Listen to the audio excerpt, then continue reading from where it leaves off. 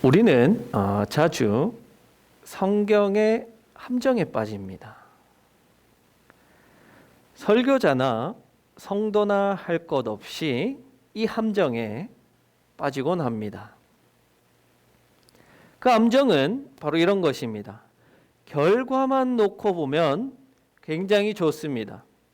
혹은 그 일에 어떤 사람의 단적인 면만 놓고 볼 때는 좋은 사람이라고 평가를 합니다. 성경을 꼼꼼히 읽게 되고 전후 관계를 파악해 보면 이 사람은 분명 좋은 사람이 아닌데 성경의 기자는 좋은 신앙인이라고 말하고 있지 않은데 우리는 마치 그 사람이 좋은 신앙인인 양, 좋은 사람인 양 생각한다는 것입니다. 그 대표적인 인물이 삼손이에요. 여러분은 삼손이라고 하면 어떤 것이 떠오르십니까? 교회학교 아이들에게 삼손은 어떤 사람이야? 라고 물어보면 좋은 사람이야? 나쁜 사람이야? 물어보면 뭐라고 대답할까요? 여러분은 뭐라고 대답하시겠어요? 좋은 사람이에요? 나쁜 사람이에요? 제가 앞에 이런 말을 하니까 대답하기가 어렵죠? 네. 교회학교 아이들에게 물어보면 열은 다 좋은 사람이에요 라고 대답을 합니다. 삼손을 마치 자신의 목숨을 버리면서까지 대적 블레셋을 무찌르고 이스라엘을 구원한 영웅처럼 여깁니다. 그러나 삼손의 인생을 찬찬히 뜯어 살펴보면 그 인생이 그렇게 대단한 인생이 아니라는 것을 알 수가 있어요. 삼손은 날 때부터 하나님께 나실인으로 구분된 사람입니다. 그러나 그가 살아가면서 나실인으로 구별된 삶을 산 적은 한 번도 없습니다. 하나님께서 이스라엘 민족을 구하라고 그에게 힘을 주셨어요. 그러나 그 힘을 자기 자신의 정욕을 채우기 위해서 사용하는 모습을 볼 수 있습니다. 그런 삼손은 참 나쁜 사람입니다. 욥기의 주인공인 욥도 마찬가지예요. 욥은 우리가 본문에서 하나님께서 욥을 의롭다 하셨다 그렇게 말씀한 구절이 있기 때문에 욥은 의인이야, 욥은 착한 사람이야, 욥은 좋은 사람이야 라고 생각하지만 실제로 욥기 전반부에서 드러난 욥의 태도나 말을 살펴본다면 욥은 마치 이런 태도입니다. 하나님이 창조주시고 그렇게 하겠다고 하셨는데 인간인 내가 뭘 할 수 있겠어? 나는 그냥 할 수가 없어요. 하나님이시니까 하나님 말씀이 다 맞아요. 여러분, 이런 태도를 좋은 신앙인이라고 여길 수 있을까요? 오른손에 장애가 있던 에훗도 마찬가지입니다. 에훗도 오른손에 장애가 있었지만 그것을 뛰어넘은 입지적인 인물처럼 보입니다. 그러나 자세히 오늘 우리가 읽은 이 본문들을 들여다보면 에훗은 마치 삼손과 똑같은 인물이라는 것을 알 수가 있습니다. 즉, 결과만 좋지 그 결과를 이루어내는 과정은 하나도 좋지가 않다는 거예요. 비록 하나님께서 구원자로 이 에훗을 세우셨지만 하나님을 철저하게 의지한 것도 아니고 하나님의 뜻대로 행한 사람도 아닙니다. 우리는 에훗이 자신의 장애를 극복한 입지적인 인물이라는 것을 알게 되었고 그런 삶의 태도를 배우자고 지난 시간 말씀드렸지만 실제로 에훗이 행한 이 일련의 사건들을 따라가 보면 그의 태도를, 그의 삶의 행동을 그대로 보고 배우라는 것이 아니라 그것을 하나의 반면교사로 삼으라고 성서 기자는 우리에게 말하고 있는 거예요. 우리는 이 사사들을 살펴보면서 두 가지 질문을 던져보자고 했습니다. 첫 번째 질문은 이 사사는 누구인가에 대해서는 우리가 지난 시간 살펴봤고요. 이 두 번째 질문, 이 사사는 무슨 일을 했는가를 중심으로 오늘 이 에훗이 무엇이 도대체 부족했는지를 함께 알아봅시다. 자, 에훗은 이렇게 6단계로 이스라엘을 구원하는 일을 했습니다. 1단계로 이스라엘이 이 에훗을 통해서 이스라엘을 압제하던 모압 왕 에글론에게 공물을 바치도록 시켰습니다. 그리고 2단계 에훗이 그 공물을 가지고 에글론 왕 앞에 가서 공물을 바쳤습니다. 그리고 세 번째 단계로 그렇게 공물을 바치러 갔던 사람들이 모두 다 물러나온 이후에 에훗이 다시 돌아와서 모압 왕 에글론과 독대합니다. 그리고 네 번째 단계는 에훗이 오른쪽 허벅지에 미리 준비했던 칼을 가지고 모압 왕을 암살합니다. 그리고 다섯 번째 단계는 그 왕궁 주위에 있던 신하들과 경비병들의 눈을 피해서 도망치는 장면이 나오고요. 마지막 여섯 번째 단계에서는 에브라임 산지에 가서 이스라엘 여러 민족들 지파들을 모아서 모압과 전쟁을 일으켜서 이기게 됩니다. 바로 이렇게 6단계로 에훗의 구원하는 과정이 그려지고 있습니다. 이렇게 에훗은 하나님께서 세우신 것처럼 이스라엘을 구원하는 구원자가 될 수 있었습니다. 그런데 우리가 한번 자세히 보자는 거예요. 자, 사사를 이야기할 때 사사의 가장 모범되는 인물이 누구라고 했을까요? 저를 부끄럽게 만드시네요, 우리 교인들이. 바로 온니엘이 가장 사사의 모범이 되는 사람이다라고 말씀을 드렸어요. 이 모범이 되는 온니엘과 다른 사사들을 비교해서 보면 그 사사들의 부족한 점이 드러나게 됩니다.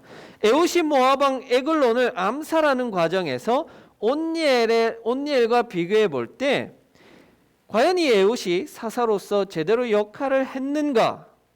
그런 질문에 그렇지는 않다라고 대답할 수 있습니다. 왜냐하면 네 가지 이유가 있습니다. 첫 번째로 에훗은 사사가 아닙니다. 왜 사사가 아니냐면 온니엘을 하나님께서 세우실 때는 온니엘을 사사로 세우셨다라는 표현이 나옵니다. 그런데 에훗에게는 구원자로 세웠다라는 표현은 나오지만 사사로 세웠다라는 표현은 나오지 않습니다. 두 번째로 에훗에게는 결정적인 문제가 있었는데 바로 하나님의 영이 임하셨다는 표현이 나오지가 않아요. 온니엘이 전쟁을 할 때 하나님의 영이 임하셨다. 그래서 사사로 세워지고 그 전쟁을 임했지만 이 일련의 모압 왕을 암살하는 과정에 에훗에게는 하나님의 영이 임했다는 표현이 전혀 등장하지 않습니다.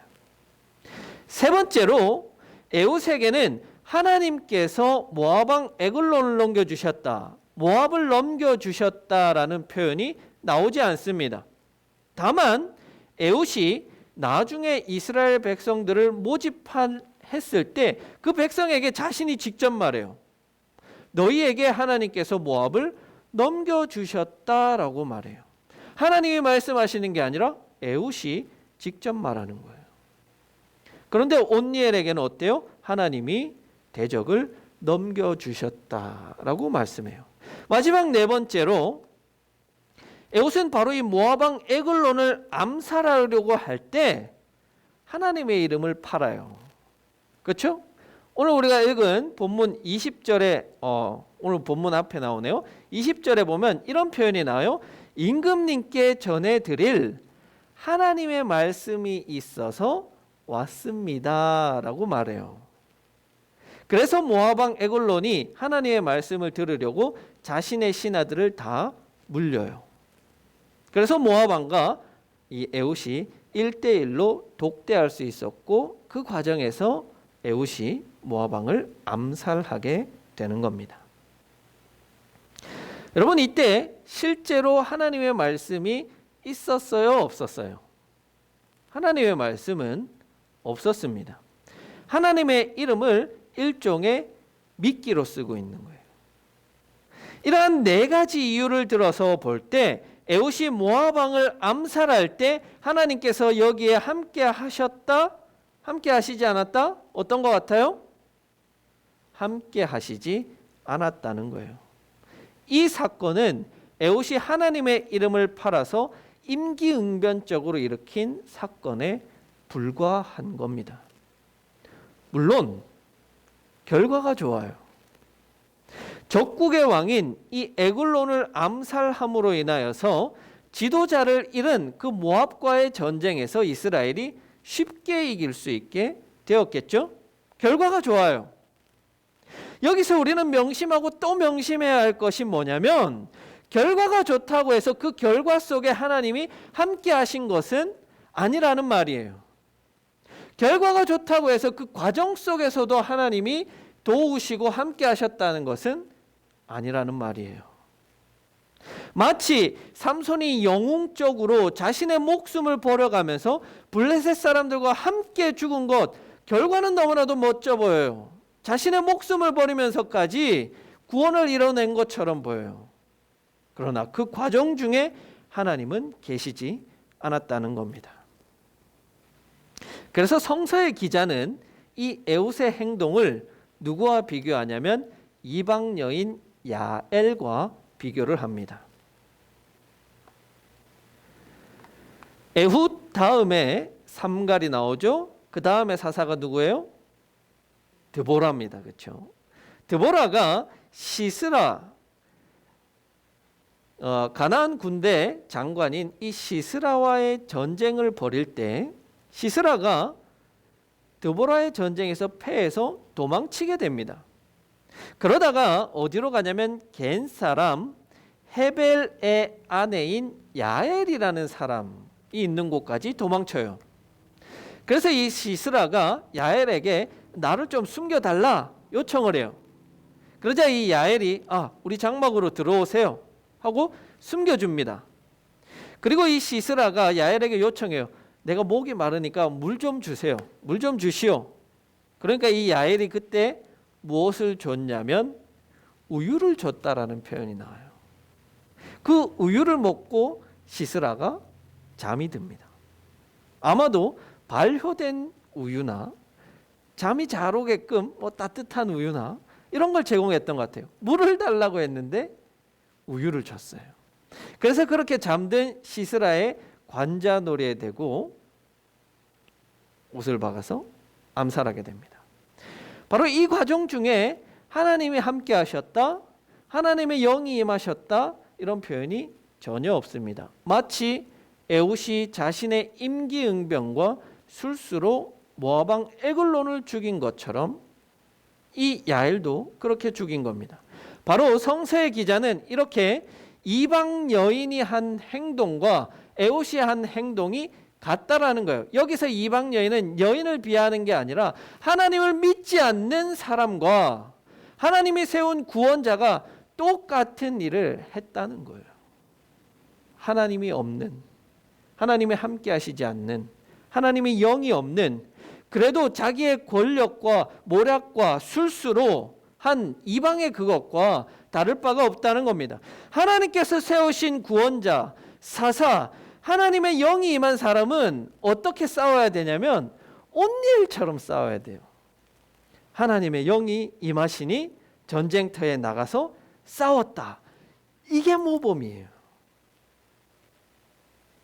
하나님의 사람들은 그렇게 전적으로 자신의 술수와 모략으로 살아가는 사람들이 아니라 하나님의 영으로 살아가는 사람이다라고 말하고 있는 거예요.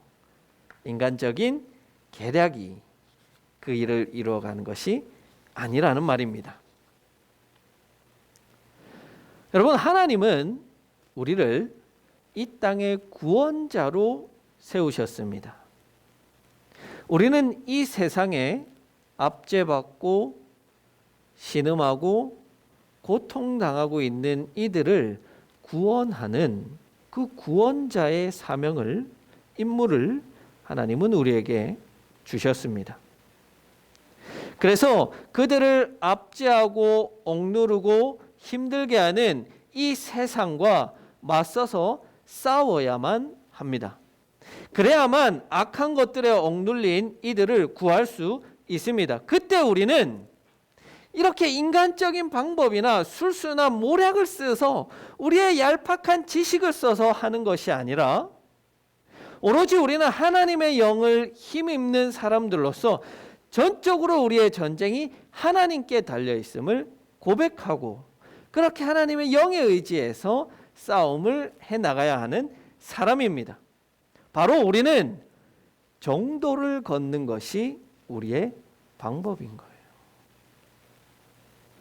하나님은 우리를 쉽게 살라고, 쉽게 권력과 술수와 모략을 써서 하라고 이 땅에 보내시고 구원자로 세우시지 않으셨어요. 그것은 세상 사람들이나 하는 거예요. 여러분, 결과가 좋다고 해서 다 좋은 게 아니에요. 세상 사람들은 그렇게 이야기하잖아요. 결과가 좋으면 좋다. 개같이 벌어서 정승같이 쓰면 인정받는 거예요. 그런데 안타까운 것은 너무나도 많은 그리스도인들이 이 함정에 똑같이 빠져서 살아간다는 겁니다. 결과만 좋으면 된다? 아니에요. 서울의 대형 교회들 가운데 교회 주변의 이웃들과 마찰을 일으키는 교회들이 종종 있습니다. 주일 예배를 드리러 올 때 자가용을 타고 오는데 너무나 많은 사람들이 자가용을 타고 오니까 교회 주차장에 다 주차를 할 수 없어서 교회 주변 골목이나 도로가에 주차를 하는 겁니다. 그것까지는 그럴 수 있어요. 그런데 자동차 번호판에다가 A4용지를 써서 예배 중 이렇게 붙여놓죠. 단속을 못하도록. 여러분, 결과는 좋잖아요. 하나님께 예배 드린다는데, 하나님께서 영광 받으신다는데 결과는 좋아요. 그런데 그 과정은 용서가 됩니까? 이해가 돼요? 남편 회사의 자금을 유용해가지고 교회에 11조를 10억 했대요. 결과가 좋잖아요. 교회에서 어떻게 말했을까요? 그분에게 와, 믿음이 대단하다. 어떻게 10억이나 11조를 했을까? 하나님께서 복 주실 겁니다. 아마 목사님이 한 달 내내 그렇게 기도하셨을 것 같은데. 그런데 그렇게 결과가 좋다고 그 과정이 무시되어도 좋은 것입니까? 죽기 전에 회개하고 예수 믿고 천국 가면 되지, 그런 이야기 너무나도 쉽게 해요. 결과만 중요시하는 그런 것의 끝판왕이 아닐까요? 결과적으로 천국만 가면 된대요. 아마도 여기도 이런 생각에서부터 시작한 것 아닐까요? 여러분, 과정이 좋지 않으면 눈에 드러나는 결과가 좋더라도 하나님은 그것을 좋아하지 않으세요. 하나님 없이 하나님이 함께 하시지 않는 것을 하나님은 어떻게 좋아하실 수 있겠어요? 그럴 수가 없습니다. 그래서 우리의 신앙은 정도를 걸어야 되는 거예요.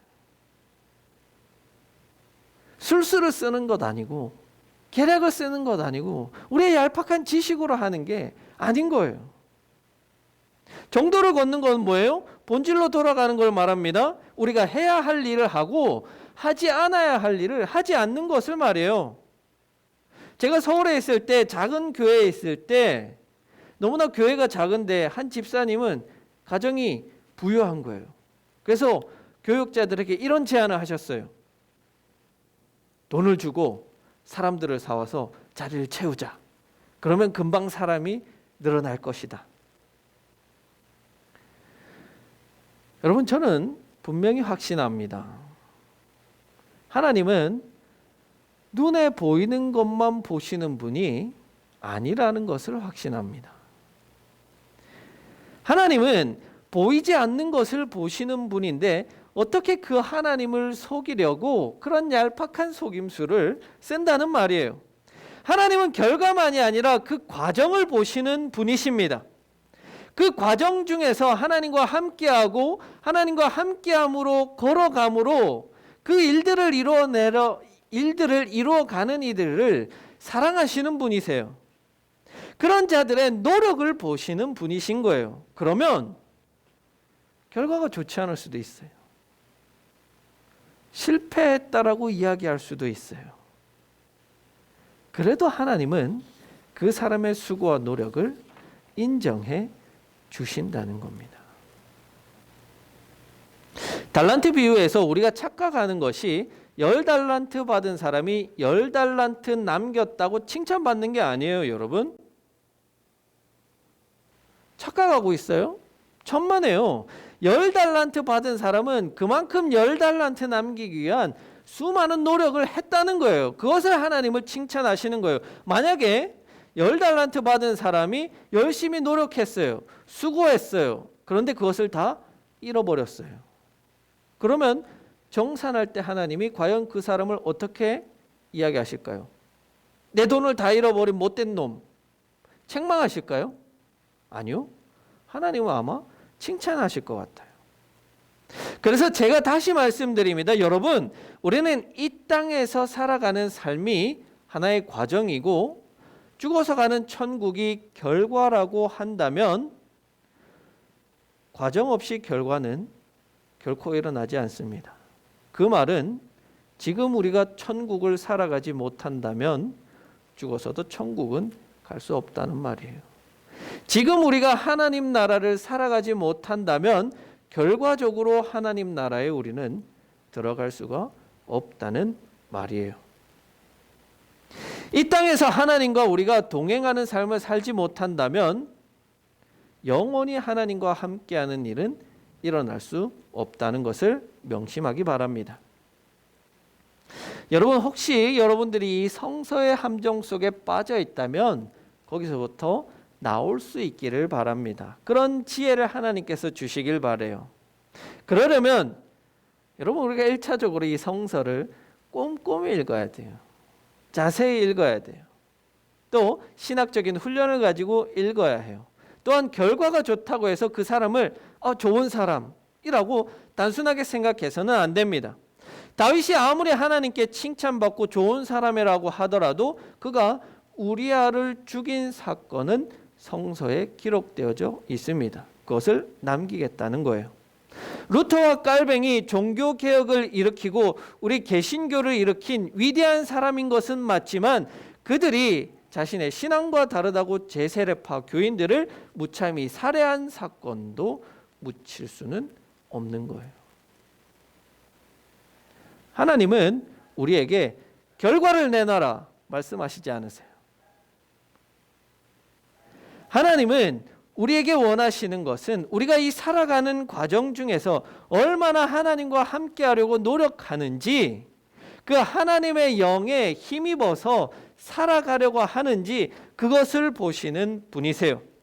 세상 만물을 창조하신 분에게 우리가 어떤 결과를 내놓는다고 할지라도 만족이 있으실까요? 하나님은 우리의 노력하는 것, 수고하는 것을 원하시는 거예요. 하나님과 함께하려는 노력, 하나님의 영을 따라 살아가려는 그 노력 말입니다. 우리가 그런 노력을 기울인다면 당연히 인간적인 술수, 얄팍한 꼼수 그런 것들 부리지 않습니다. 그리스도인이라면 그리스도만 따라가는 정도를 걷게 되는 겁니다. 우리는 그래야만 합니다. 여러분, 이제 우리가 예배를 마치고 세상 앞으로 나아가게 될 것입니다. 세상은 비열하게도 우리를 넘어뜨리고 쓰러뜨리려고 좌절하게 만들려고 노력할 겁니다. 그런데 여러분, 우리가 좀 넘어져도 괜찮아요. 좀 그런 세상에 우리가 속아도 좀 괜찮아요. 다만 그 과정 가운데 하나님과 함께 하려고 부단히 노력하는 그런 노력이 우리에게는 필요한 거예요. 부족하겠죠? 하나님께서 우리를 보시기에, 또 사람들이 우리 보기에도 부족한 사람이라고 보일 수도 있어요. 그러나 하나님은 그런 부족함과 약함을 사용하시는 거예요. 하나님께서 우리를 구원자로 세우신 것은 결과를 내라는 것이 아니에요. 함께 하려는 노력을 보여달라는 겁니다. 눈에 보이는 결과에 집착하지 마시고 하나님의 마음을 시원하게 해드리고 하나님의 마음을 흡족하게 해드릴 수 있는 그리스도인들이 될 수 있기를 바랍니다.